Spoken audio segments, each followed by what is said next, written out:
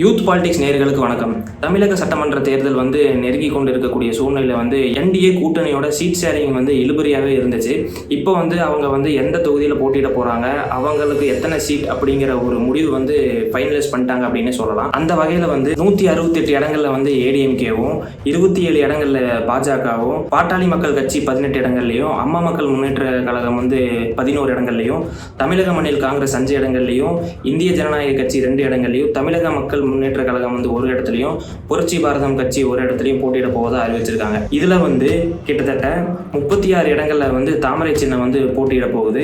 அதாவது தமிழக மாநில காங்கிரஸ் உண்டான 5 இடங்கள்லையும், இந்திய ஜனநாயக கட்சிக்கு உண்டான 2 இடங்கள்லையும், தமிழக மக்கள் முன்னேற்ற கழகம் கட்சி சார்பால ஒரு இடத்துலையும், புரட்சி பாரதம் கட்சியிலிருந்து ஒரு இடத்துலையும் போட்டியிட போறாங்க.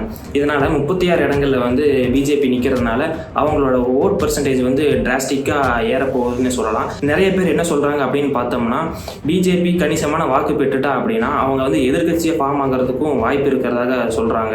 இப்போ எனக்கு மன வருத்தத்துக்கு உண்டான விஷயம் என்ன அப்படின்னு பார்த்தோம்னா, தமிழக மாநில காங்கிரஸ், அதுக்கப்புறமா புரட்சி பாரதம் கட்சி, இவங்க 2 பேரும் தாமரை சின்னத்தில் நிற்கிறதா ஒரு மோசமான விஷயமா நான் பார்க்குறேன். ஏன் அப்படி சொல்றேன் அப்படின்னா, தமிழக மாநில காங்கிரஸ் இந்த கட்சியை தொடங்கினது உங்க எல்லாத்துக்குமே தெரியும். மூப்பனார் அவர்களோட லெகசியை பிரேக் பண்ண விதமா இது இருக்கிறத நான் பார்க்குறேன். ஏன் அப்படி சொல்றேன் அப்படின்னு பார்த்தோம்னா, 1965ஆம் ஆண்டு காமராஜர்களால் கண்டுபிடிக்கப்பட்டவர் தான் மூப்பனார். இந்திரா காந்தி மற்றும் ராஜீவ் காந்தி அவர்களுக்கு கீ ஸ்ட்ராட்டஜிஸ்ட், அதாவது யூகம் வகுக்கும் இடத்துல இவர் முக்கியமான நபராக இருந்திருக்காரு. அது போக 1980லேருந்து 88 வரைக்கும் சீஃப் செக்ரட்டரி ஜெனரலாக இந்தியன் நேஷனல் காங்கிரஸில் பணியாற்றியிருக்காரு. இவருக்கு பல்வேறு தடவை மினிஸ்டர் போஸ்ட் கொடுத்துமே கூட கட்சியை வளர்க்கக்கூடிய நிறைய பொறுப்புகள் இருக்கு, அதனால எனக்கு இது வேண்டாம் அப்படின்னு அந்த அளவுக்கு காங்கிரஸ் மேலேயும், இந்திரா காந்தி மேலேயும், ராஜீவ் காந்தி அவர் மேலேயும் மிகப்பெரிய ஒரு பாசத்துக்கு உண்டான நபராக இருந்திருக்காரு. அதாவது இவர் பொலிட்டிக்கலி கிங் மேக்கர் அப்படின்னு சொல்ற அளவுக்கு இவரோட வியூகம் சூப்பராக இருக்கும்னு சொல்லுவாங்க. இந்த சூழ்நிலையில தான் ராஜீவ் காந்தி படுகொலை செய்யப்படுகிறார். இவர் படுகொலை செய்யப்பட்டதுக்கு அப்புறமா வீசிய அனுதாபலையில காங்கிரஸும் ஏடிஎம்கேவும் கூட்டணி சேர்ந்து தமிழகத்துல மிகப்பெரிய ஒரு வெற்றியை பெறாங்க. இதுல டிஎம்கே சார்பா நின்ன கலைஞர் அவர்கள் மட்டும்தான் ஜெயிக்கிறாரு, மீது எல்லாருமே தோக்கடிக்கப்படுகிறாங்க.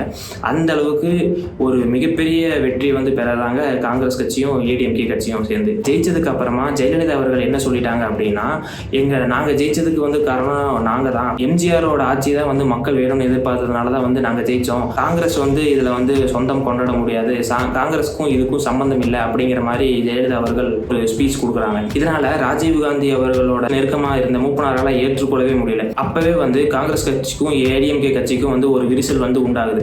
இதற்கப்புறமா வரக்கூடிய பாராளுமன்ற தேர்தலில் நரசிம்மராவ் அவர்கள் ஏடிஎம்கேவோட கூட்டணி வச்சு நம்ம களம் காணலாம் அப்படிங்கிற மாதிரி ஒரு அறிவிப்பை விட்டதுக்கு அப்புறமா காங்கிரஸ் கட்சியிலிருந்து வெளியே தமிழக மாநில காங்கிரஸ் அப்படிங்கிற ஒரு கட்சியை ஃபார்ம் பண்றாரு மூப்பனார் அவர்கள். அந்த அளவுக்கு ஏடிஎம்கேவை அப்போஸ் பண்ணிட்டு இருந்தவர் தான் மூப்பனார் அவர்கள்.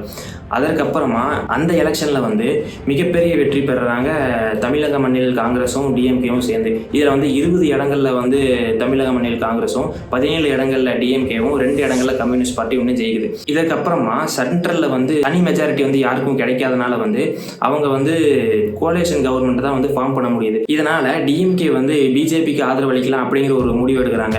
அதுக்கப்புறமா நிறைய மினிஸ்டர் போஸ்ட், நிறைய பதவிகளை மூப்பனார் அவர்களுக்கு ஆஃபர் பண்ணியும் கூட, நான் ஒருபோதும் மதவாத சக்திகளோட நான் கூட்டணி வைக்கவே மாட்டேன், மானத்தோட வாழுவேன் அப்படின்னு சொல்லிட்டு என்னோட தொண்டர்களை படுகொலையில தள்ள மாட்டேன், அப்படி சாகிறதா இருந்தா நான் தான் அதுல முதலாளா இருப்பேன் அப்படின்னு சொல்லி பிஜேபிக்கு சப்போர்ட் பண்ணாம சின்ன சின்ன கட்சிகளை ஜெயிச்சிருக்கோம்ல அவங்க எல்லாமே சேர்ந்து ஒரு இதை ஃபார்ம் பண்ணி ஒரு கோலிஷன் கவர்மெண்ட்டை ஃபார்ம் பண்றாங்க.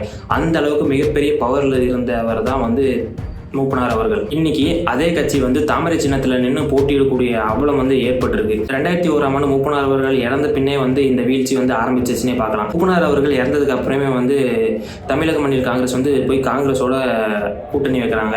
அதற்கப்புறமா 2016ஆம் ஆண்டு யாரை எதிர்த்து இவங்க கட்சி தொடங்கினாங்களோ அவங்களுக்கு ஆதரவாகவே ஒரு அலையன்ஸ் வைக்கிறாங்க. 2016ஆம் ஆண்டு ஏடிஎம்கே கூட கூட்டணி வைக்கிறாங்க. இதுவே அந்த டைம்ல மிகப்பெரிய ஒரு பேசுபொருளா இருந்த சூழ்நிலையில இன்னைக்கு இவங்க பிஜேபி பிஜேபியோட அலையன்ஸ் வச்சு பிஜேபி சின்னத்திலே வந்து போட்டியிட போவதை அறிவித்தது வந்து மிகப்பெரிய வீழ்ச்சியாக நான் பார்க்குறேன். இது வந்து மூப்பனார் அவர்கள் இருந்திருந்தால் எப்படி ரியாக்ட் பண்ணியிருப்பாரு அப்படின்னே சொல்ல முடியல. அந்த அளவுக்கு அவரோட லெகசியை வந்து ஸ்பாயில் பண்ணுற அளவுக்கு, அவரோட நேமை ஸ்பாயில் பண்ணுற அளவுக்கு இது இருக்கிறதா நான் பார்க்குறேன். அடுத்ததாக வந்து புரட்சி பாரதம் கட்சி. இந்த கட்சி வந்து ஃபார்ம் ஆனதே வந்து ஒரு சோசியல் ஜஸ்டிஸ் ரெஃபார்மர்ஸ்னால தான்.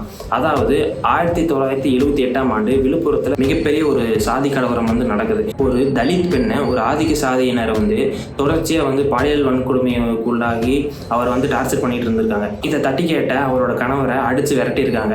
இதனால் அவங்களுக்குண்டான ஏற்பட சண்டையில் வந்து கிட்டத்தட்ட ஆதிக்க சாதியினர் வந்து 100 வீட்டை வந்து தீயில கொளுத்தி எரிச்சிடுறாங்க. அதுக்கப்புறமா 12 பேருக்கு மேலே கொலை செய்யப்படுறாங்க. இதில் வந்து 12 வயசு சிறுவனும் வந்து இதில் இருக்கான். ஸோ அந்த அளவுக்கு மிகப்பெரிய ஒரு கலவரம் நடக்குது. ஒரு ஊரே வந்து தீயில வந்து எரிஞ்சு சாம்பல் ஆகுது. இந்த புரட்சியிலிருந்து வெளியானவர் தான் வந்து புரட்சி பாரதம் கட்சியோட ஃபவுண்டரான பூவை மூர்த்தி அவர்கள். இவரை வந்து அம்பேத்கர் ஆஃப் சவுத் இந்தியா அப்படின்னு கூறுவாங்க. ஏன் அப்படி சொல்கிறேன்னா, தாழ்த்தப்பட்ட சாதியிலிருந்து வரக்கூடிய குழந்தைகள் வந்து மேலே போகணும் அப்படின்னா அதற்கு வந்து கல்வி மட்டும்தான் காரணமாக இருக்க முடியும் அப்படின்னு சொல்லி நிறைய பேரை வந்து படிக்க வச்சவர் தான் வந்து பூவை மூர்த்தி அவர்கள். ஆனால் குலக்கல்வி திட்டத்தை ஆதரிக்கும் வகையில் நேஷனல் எஜுகேஷன் ஸ்கீம்னு சொல்லிட்டு ஒன்றை கொண்டு வந்து அதை வந்து நம்ம ஏற்றுக்கல அப்படிங்கிறதுக்காக வந்து நமக்கு உண்டான ஃபண்டு வந்து 3500 கோடியை வந்து கொடுக்காம இருக்கிறது தான் வந்து பிஜேபி அவர்கள். அதாவது நீங்கள் வந்து குலக்கல்வி திட்டத்தை வந்து நீங்கள் ஆதரிக்கணும், அப்போ தான் நாங்கள் ஃபண்டு கொடுப்போம் அப்படின்னு சொல்கிறாங்க. அதாவது என்ன அப்படின்னா, ஸ்கூல்லேயே வந்து நம்ம சாதி வாரியாக வந்து இருக்கக்கூடிய குலத்தொழிலை வந்து ஸ்கூல்லேயே சொல்லிக் கொடுக்கறதா வந்து இந்த திட்டத்தோட நோக்கம். பூவை மூர்த்தி அவர்களாக இருந்தாங்கன்னா கண்டிப்பாக இதை ஏற்றிருக்க மாட்டாங்க.